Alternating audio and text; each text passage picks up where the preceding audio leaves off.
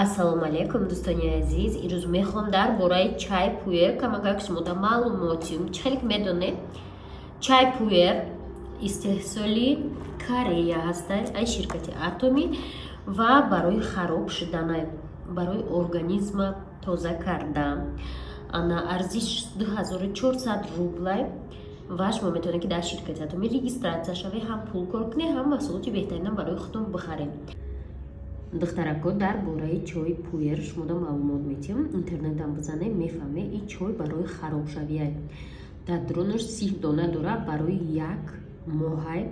Хубии ҳамин чой чие ки чои алафиай, пурра ай алаф тайёр карда шудагай ва вақте ки шумо вазнтона партоед, баъди нахӯрдан, нанӯшидани ҳамин чой, ада бишкунед, шумо баргашта вазнтона намегиред. Ҳозир як гала таблеткаҳо биромадагиам китайский, ва намедонӣ истеҳсоли куҷоам, резко хароб мекунанд, ки баъд двойной фарбе мешед.